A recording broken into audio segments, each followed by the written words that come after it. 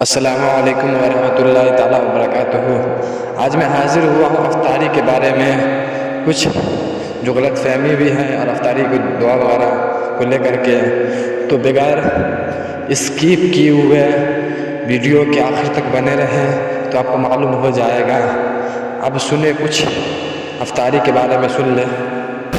افطار کے لیے جب بیٹھو تھوڑا پہلے بیٹھ جاؤ، یہ ماحول بند کر دو کہ لنگی بنیان پر اذان ہونے تک گھومتے رہتے ہو، ادھر ادھر سٹکارتے ہوئے، ادھر ادھر کی بات کرتے ہوئے، پارلیمنٹ میں یہ ہو رہا ہے اور وائٹ ہاؤس میں وہ ہو رہا ہے، اور یہ سب چھوڑو۔ پھر کچھ لوگ جو گھر میں بیٹھے ہوتے ہیں اللہ کے نیک بندے، وہ واٹس ایپ پہ لگے ہوتے ہیں۔ افطار کا وقت بہت قیمتی وقت ہے، اس وقت دعا مانگنے والے کی دعا رد نہیں ہوتی۔ اللہ کا وعدہ ہے، حضور کے ذریعے سے یہ ضمانت دی گئی ہے کہ روزے دار جب افطار کرتا ہے تو اس کی دعا، کیسا بھی گنہگار اس کی دعا رد نہیں ہوتی۔ تھوڑی دیر پہلے بیٹھ جاؤ، یہ تربوز کاٹ دو، بھجیا نکالو، ٹکیا بناؤ، یہ سب پہلے نپٹا لو، اثر سے پہلے سب۔ یہ میرے دل کا درد ہے جو میں عرض کر رہا ہوں آپ سے۔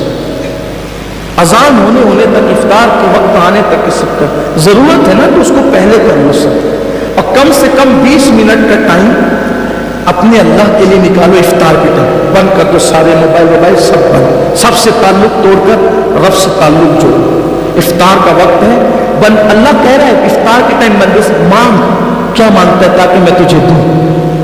اب وہ اللہ کہہ رہے ہیں مانگ، اور یہ لگا ہے واٹس ایپ میں، یہ فون پہ لگا ہوا ہے، وہ باہر بیٹھ کے بات کر رہا ہے کہ دیکھیں مسجد کا لائٹ جلے تو میں گھر میں دوڑتے ہوئے جاؤ، چلو چلو روزہ کھولو روزہ کھولو۔ یہ سب نہیں، ایسا نہیں۔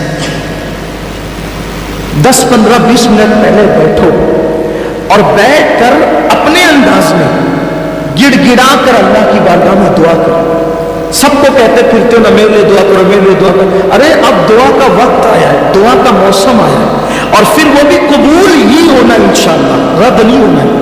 روزے دار کی دعا رد نہیں ہونا ہے، قبول ہی ہونا ہے۔ بیٹھو، گڑ گڑاؤ، رونا نہیں آتا تو رونے جیسی صورت بناؤ، مت شرماؤ بیوی بچوں سے، آنسو بہاؤ، اللہ سے مانگو، اپنے لیے مانگو، اور جب اپنے لیے مانگو جو مانگنا ہے مانگو، اور پھر اللہ رب العزت کی بارگاہ میں تمام عالم اسلام کے لیے مانگو۔ اس وقت امت مسلمہ بڑے خطرناک حالات سے گزر رہی ہے، شاید اس کا احساس ہماری قوم کو ابھی نہیں ہے، آنے والے چند سالوں میں اس کا احساس ہوگا کہ امت کے لیے کتنی مشکلات کے تانے بانے بنے جا رہے ہیں، اور کیسے کیسے حالات اس امت پہ ڈالنے کے لیے لوگ پلان کر رہے ہیں۔ تو اس لیے امت مسلمہ کے لیے خاص دعا کرو کہ اللہ امت سے مصیبتوں کو ٹال دے، بلاؤں کو ٹال دے، اور سب پوری امت کی اللہ تعالیٰ مشکل کو آسان کرے۔ دعائیں صرف اپنے لیے مت مانگا کرو، اگر اپنی دعاؤں کی قبولیت چاہتے ہو تو پوری امت کے لیے دعا کیا، اپنے لیے پہلے مانگ لو، پھر بعد میں پوری امت کے لیے مانگو۔ اور ہاتھ میں ٹی وی کا منہ پکڑ کر بیٹھے ہیں تو آپ دعا کب کریں گے؟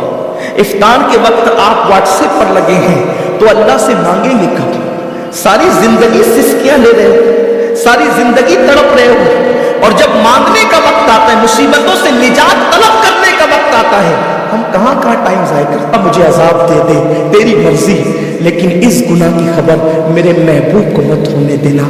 اگر ان کو اس کی اطلاع ہو گئی تو ان کا دل ٹوٹے گا، میرے محبوب کا دل ٹوٹے گا۔ کاش نعتیں سن کر کے جھومنے والی قوم اس عاشق کے احساس کو اپنے دل میں پیدا کرتی، ایک ناکردہ جرم کا اتنا احساس کہ میرے محبوب کو خبر ہو گئی تو دل ٹوٹ جائے گا۔ یہاں تو رمضان شریف میں بھی داڑیاں مڈا کر گٹروں میں پھینک رہے ہیں، یہاں تو سود کے حرام کے لقموں سے افطار کر رہی ہیں، افطار پارٹیاں ہو رہی ہیں مسلمانوں کی۔ کس کو بلا رہے ہیں؟ جن کے پیٹ نہیں بلکہ ان کا حلق بھی بھرا ہوا ہے۔ افطار پارٹیوں میں مدعو ان کو کیا جا رہا ہے جن کے حلق بھی بھرے ہوئے اور جو روزے سے نہیں ہے، اور جو بھیونڈی کے مضافات میں، مالیگاؤں کے مضافات میں، بمبئی کے مضافات میں جو روزے دار بچیاں اپنی ماں سے افطار کے وقت کہہ رہی ہے ماں کھجور بھی آج ہمارے گھر نہ آ سکی، افطار کا انتظام تو کر، ان کے لیے کوئی نہیں سوچتا۔ یہ مسلمانوں کی افطار پارٹی ہے، یہ مسلمانوں کا انداز ہے افطار کرانے کا، جن کے روزے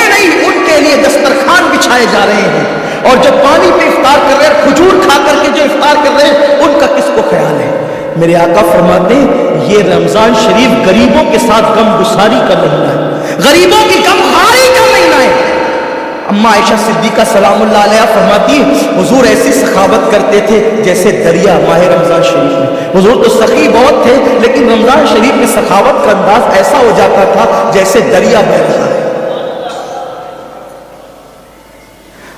پڑوس میں بچیاں بھوکی ترس رہی ہیں جن کے یہاں سحری کا انتظام نہیں، اور ہم سحری کے بعد کھانے کو گھر کے آنگن میں پھینک رہے ہیں، کیا انداز ہے؟ اور پھر کہتے ہیں کہ ہم تباہ کیوں ہو رہے ہیں؟ اب تو مسلمان کافروں کو افطار کرتے، یہ غیرت ایمانی ہے لوگوں کی کافروں کے ساتھ افطار پارٹیاں ہو رہی۔ اللہ سے ڈرو مسلمانوں، اللہ سے ڈرو، رب کا کچھ خوف کرو۔ اگر تم نے حلق تک کھانے والوں کو کھلایا اور ان غریبوں کو سسکیاں لینے پہ چھوڑ دیا تو قیامت کے دن کہیں ایسا نہ ہو کہ تمہارے روزے تمہارے منہ پہ مار دیے جائیں۔ اللہ کے رسول نے نہیں فرمایا کہ جو پیٹ بھر کے کھا کے سو جائے اور اس کا پڑوسی بھوکا ہو، ایسا بندہ کامل مومن نہیں ہو سکتا۔ ہم نے حضور کی سنت کو ترک کر دیا، بلکہ میرے کریم آقا نے تو یہاں تک فرمایا اگر غریب بستی میں رہتے ہو اور سالن کی خوشبو سالن پکتے وقت 4 گھروں میں پہنچ جائے تو تھوڑا سا پانی زیادہ ڈال دیا کرو، کیونکہ جن کے گھروں میں خوشبو پہنچی ہے ان کے گھر تک سالن پہنچا دیا کرو۔ اگر ان کا دل اس خوشبو سے ٹوٹ گیا تو اللہ تبارک و تعالیٰ اس معاملے میں بھی تم سے پوچھ گچھ کر سکتا ہے۔ فکر کہاں ہے؟ افطار میں جیسے آپ نے بتایا کہ بس جیسے افطار کا وقت ہو جائے تو فوراً کر لیں، اور اس میں اکثر ہم یہ بتاتے ہیں بعض لوگ بیچارے بغیر دلیل کے انکار کرنا شروع کر دیتے ہیں۔ بارہا آپ نے سمجھایا کہ سنت کریمہ یہ ہے کہ پہلے افطار کرے، اس کے بعد دعا پڑھیں۔ دعا افطار کے بعد ہوتی ہے کیونکہ اس میں جتنے بھی الفاظ ذکر کیے گئے ہیں وہ سب ظاہر کرتے ہیں کہ پہلے کوئی فعل ہو چکا ہے تب ہم کچھ کر رہے ہیں، جیسے اللہم انی لک صمت، اے اللہ تعالیٰ میں نے تیرے لیے روزہ رکھا، وبک آمنت، اور تجھ پر ایمان لایا، وعلیک توکلت، اور تجھ پر بھروسہ کیا، وعلی رزقک افطرت، اور تیرے دیے ہوئے رزق سے افطار کیا۔ تو دیکھیں روزہ پہلے رکھا ہے، ایمان پہلے لائے ہیں، بھروسہ پہلے کیا ہے تو افطار بھی پہلے ہوگا، اس کے بعد بھی دعا پڑھی جائے گی۔ لیکن وہ ہاتھ میں لے کے بیٹھے ہوتے ہیں اور ٹی وی پہ اثر میں لکھا بھی ایسے ہوتا ہے سلائڈ پہ کہ روزہ کھولنے کی دعا، یہ بالکل غلط لکھا ہوتا ہے۔ یہ ہونا چاہیے روزہ کھولنے کے بعد کی دعا۔ یہ اگرچہ عجیب لگے گا آپ کو، بہت سے لوگوں کو عجیب لگتا ہے لیکن صاحب علم ہے تو کوئی عجیب نہیں لگے گا کہ اصل سنت ہی یہ ہے، تو اس لیے اس پہ بھی تھوڑا سا خیال رکھنا چاہیے۔ ویسے ہی آپ بس جو بھی حلال چیزیں ہوں، وضو وغیرہ ہو تو اس کو کھا لو، اس کے بعد پانی پی لیں، اس کے بعد یہ دعا پڑھ لیں اللہم لک صمت وبک آمنت وعلیک توکلت وعلی رزقک افطرت صلی اللہ تعالیٰ علیہ وآلہ وسلم۔ ثواب کی نیت سے اس ویڈیو کو زیادہ سے زیادہ شیئر کریں۔ جزاک اللہ۔